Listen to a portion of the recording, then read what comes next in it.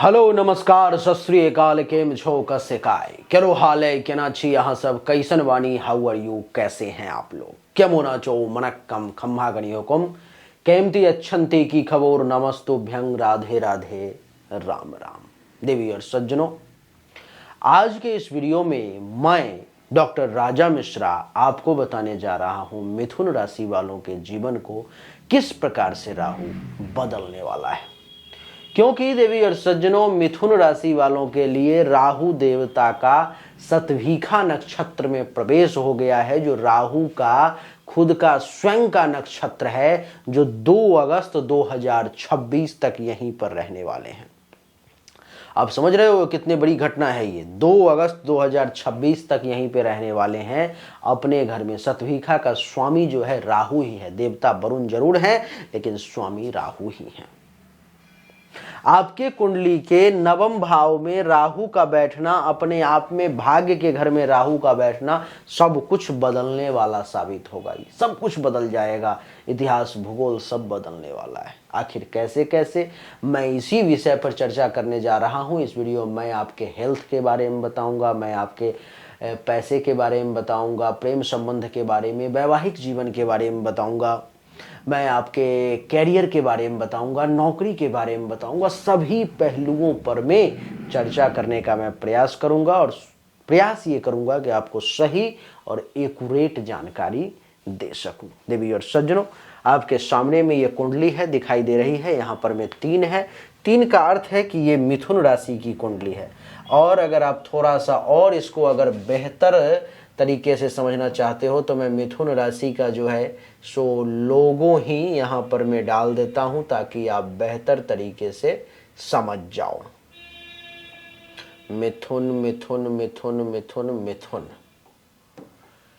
ये आप देखो, ये भी मिथुन राशि का एक इस प्रकार का भी लोगो आता है।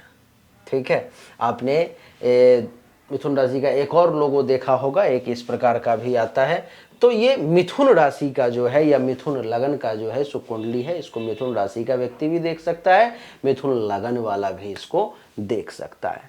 राहु जो है सो नवम भाव में विराजमान है। तो नवम भाव में राहु का विराजमान होना, यहाँ पर में यहाँ से राहु की 5वीं दृष्टि पड़ेगी सीधा प्रथम भाव पर में, 7म दृष्टि पड़ेगी यहाँ से 3य भाव पर में, और 9म दृष्टि पड़ेगी सीधा 5म भाव पर में। ये 3 जगह राहु जो है सो दृष्टिपात करने वाला है देवी और सज्जनों। 3 जगह राहु की दृष्टि, यानी कि राहु अपने आप में 3 जगह जो है सो ये समझो कि ये बैठ गया, ये प्रथम में भी बैठ गया, ये 3य में भी बैठ गया और ये 5म में भी बैठ गया। यानी कि राहु की दृष्टि आप समझो यहाँ भी है, यहाँ भी है, यहाँ भी है और यहाँ भी है। यानी कि इन सभी भावों को राहु प्रभावित करने वाला है। कैसे कैसे क्या क्या प्रभावित करेगा, मैं एक एक पॉइंट पर आपके साथ चर्चा करूंगा, सब कुछ बताने का प्रयास करूंगा। क्योंकि कुंभ राशि में राहु का परिवर्तन हुआ है आपके लिए नवम भाव में, तो यह एक गंभीर परिवर्तनकारी काल है। आपको बता दूं कि 2 दिसंबर 2025 से 2 अगस्त 2026 तक इसका प्रभाव रहेगा। एक एक करके स्थिति को समझेंगे।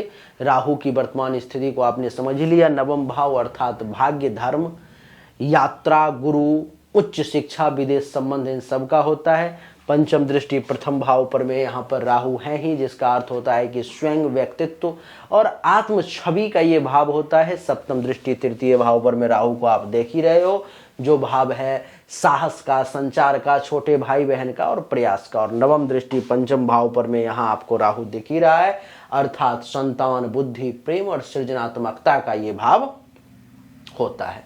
तो सबसे पहला जो मैं चर्चा करना चाहूंगा आपके लिए वो है भाग्य पर में ही। भाग्य और धर्म पर क्या प्रभाव पड़ेगा राहु का, क्योंकि नवम भाव में है।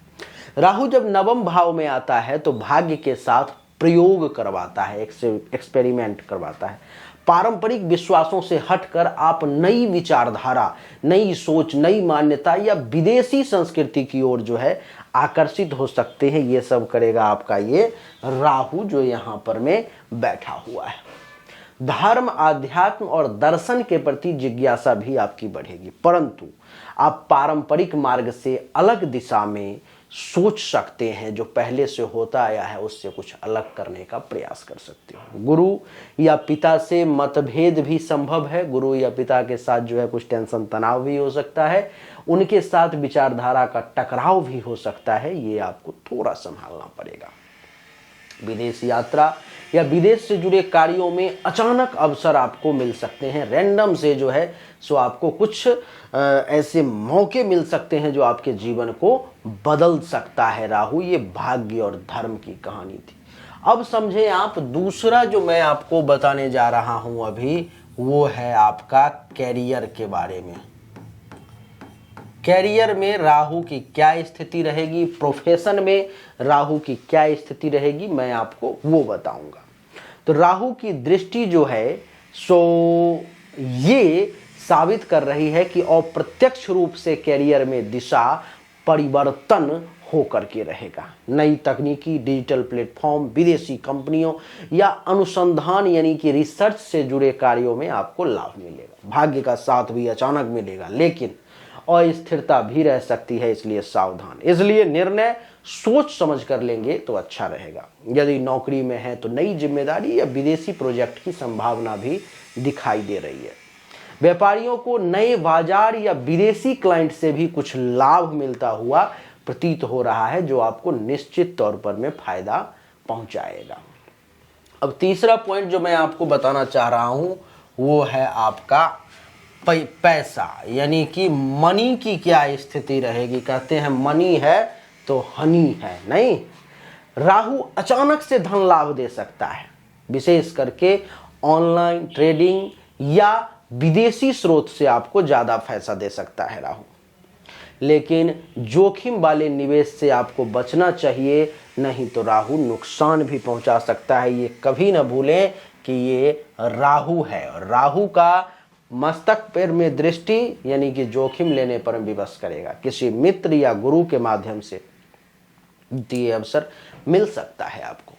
करियर की दिशा बदलने से आर्थिक उतार चढ़ाव भी संभव है, ऐसा मैं देख पा रहा हूं। अगर मैं बात करूं आपके प्रेम संबंध की, आपके संतान की, आपके शिक्षा की, तो मैं यहां पर लिख देता हूं आपका लव, आपके चिल्ड्रन और आपका एजुकेशन।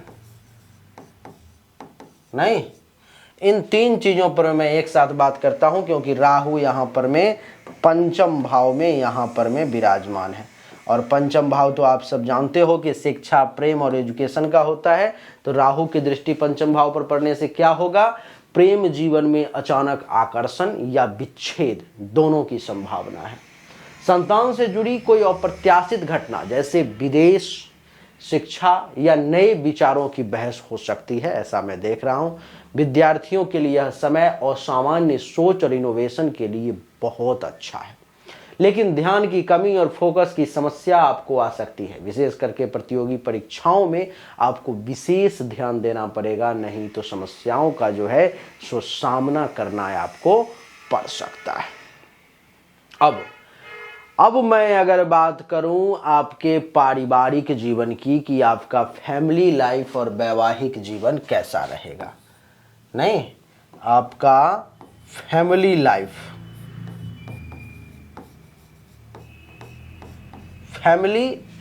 आपका वैवाहिक जीवन और फैमिली लाइफ दोनों के बारे में बताने जा रहा हूं।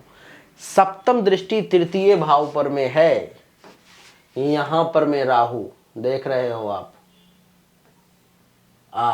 राहु बाहुबलम, राहु तृतीय भाव पर में दृष्टि डाल रहा है, सप्तम, जो कि भाई बहनों से संबंध में कुछ परिवर्तन करवा सकता है, कुछ दूरी या कुछ गलतफहमी उत्पन्न कर सकता है दोनों भाई बहन के बीच में या भाई भाई के बीच में।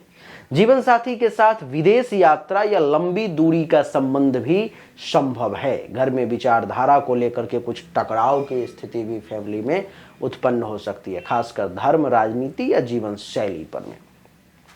यदि यदि आप विवाह की उम्र में हैं तो विदेश या अलग संस्कृति से जीवन साथी मिलने की संभावना है, आप कहीं अफेयर में पड़ सकते हैं। इसलिए अगर आपकी इच्छा है कि अलग करें तब तो कोई बात नहीं, नहीं तो सावधान हो जाएं। अगर आपके मेंटलिटी की बात करूं मैं, मानसिक स्थिति की अगर मैं बात करूं कि मानसिक स्थिति कैसी रहेगी,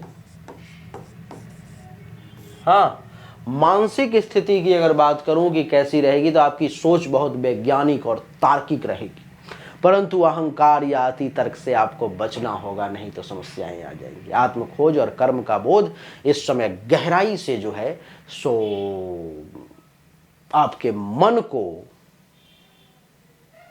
बिल्कुल अंदर से निचोड़ने का प्रयास करेगा। ध्यान साधना या यात्रा से आध्यात्मिक जागरण भी संभव है, इसलिए बिल्कुल सतर्क रहें। भ्रम, उलझन या असंतोष की भावना बीच बीच में आपको परेशान कर सकती है, क्योंकि यह राहु है और राहु माया जाल है। आपके कुछ यात्रा की अगर मैं बात करूं, विदेश संबंध की अगर मैं बात करूं, 7 नंबर में यात्रा और विदेश से संबंधित अगर मैं कुछ बात करूं आपके लिए, तो क्या स्थिति बन रही है।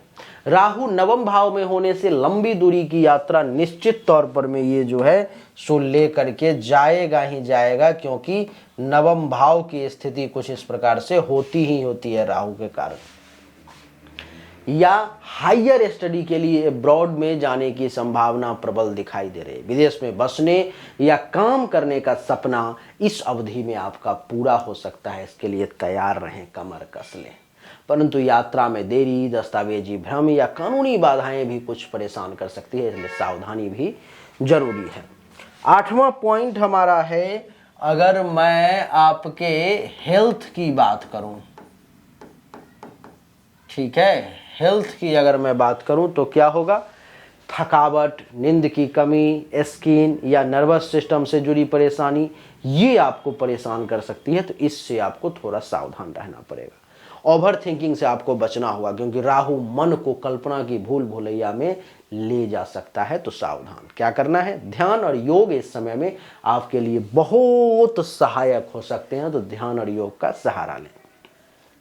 क्योंकि राहु शतभिखा नक्षत्र में है देवी और सज्जनों, तो इसलिए आपको मैं बता दूं कि रहस्य, उपचार, अनुसंधान और तकनीकी के प्रतीक है शतभिखा नक्षत्र, तो आपकी इंटरेस्ट उसमें जागृत होगी। मिथुन राशि के लिए यह समय नई सोच, उपचार क्षमता और खोजपूर्ण दृष्टिकोण को लेकर के आएगा।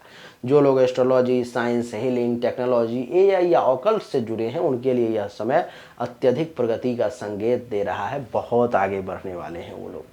उपाय और सुझाव की बात करूं तो गुरुवार का व्रत रखें या पीला वस्त्र दान करेंगे, बढ़िया रहेगा। राहु का बीज मंत्र ओम रांग राहवे नमः मंत्र का जाप करेंगे, आपके लिए अच्छा रहेगा। गुरुजनों का आशीर्वाद लें, उनके साथ वाद विवाद न करें, सब चकाचक रहेगा। तो यही थी मिथुन राशि वालों की राहु के शतभिखा नक्षत्र में प्रवेश के कारण 2 दिसंबर 2025 से 2 अगस्त 2026 तक की कहानी जो मैंने आपको बताने का प्रयास किया। मैं आपको बता दूं कि ये 100% नहीं है, क्योंकि जब तक आपकी जन्म कुंडली और ये गोचर कुंडली दोनों को मिला करके फाइनल रिजल्ट नहीं दिया जाएगा, तब तक ये 100% नहीं माना जाएगा। तो अगर आपको 100% एक्यूरेट जानकारी चाहिए तो सामने दिए गए नंबर पर में आपको व्हाट्सएप करना पड़ेगा, आपको मैसेज करना पड़ेगा, फीस जमा करनी होगी, तभी मैं कुंडली देख करके आपको 100% एक्यूरेट जानकारी दे पाऊंगा। राधे राधे, राम राम।